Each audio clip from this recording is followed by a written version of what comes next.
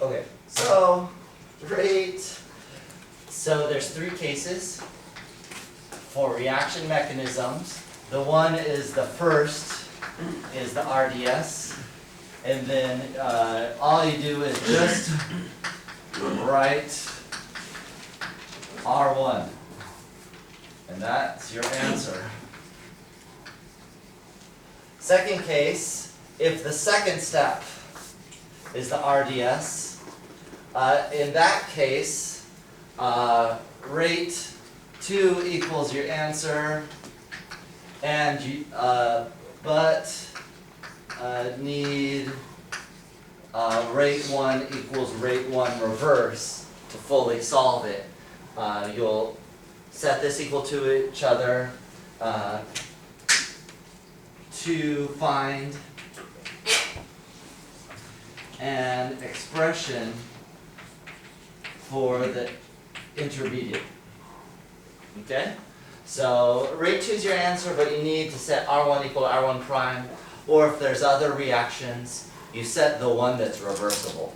So the first reaction may not be the reversible, but whatever reaction is the reversible one, you set it equal to each other. So it could be like step 4 or whatever. Set that equal to each other and find an expression for the intermediate for the reversible reaction. So maybe I won't put a 1 here so you don't get waylaid. Okay? Case 3, don't know. In this case, we're going to use a concept called the PSSH. That stands for pseudo-steady state hypothesis. Pseudo-steady state hypothesis. Or I think your book calls it, or might call it like steady state approximation. It's the same thing. In this case, the thing to figure out how you figure out the intermediate, so still your rate, so there's two things you got to do in this case. The rate that's the answer is the rate of production. So the rate that's going to give you the product that you're looking for is the rate that's the answer.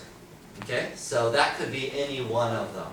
And I'll have to show you the examples to see what that means. But you basically look at the overall reaction products, and then where do those products start to appear in your set of elementary steps?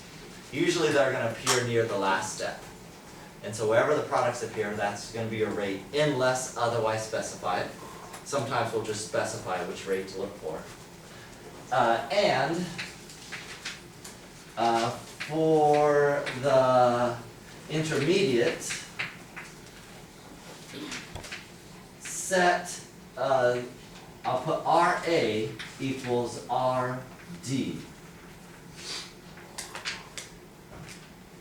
RA, that's supposed to be an A here. RA stands for rate of appearance.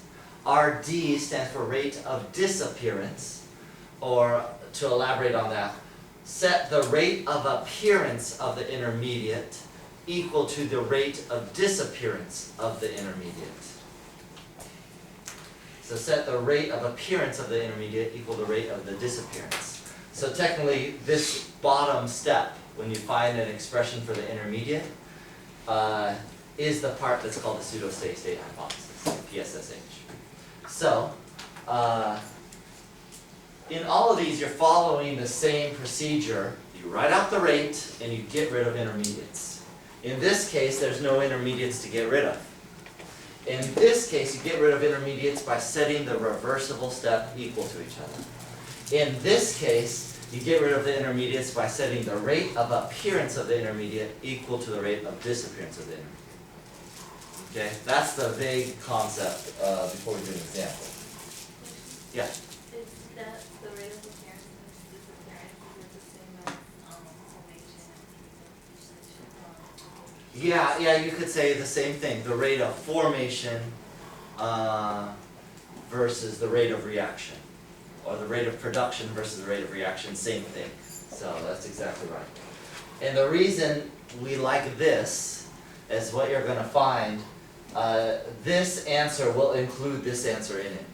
So this, assuming the forward and reverse rate are equal, is just an assumption that's not always true. So the forward reverse rate might not be equal, but this is more often equal, where the rate of production equals the rate of use of an intermediate. That's most likely equal. That's more often, or it's a little better assumption. You're going to find when you do this, you're actually solving this problem in the middle of it. So it's a more complicated, but it's a more exhaustive answer.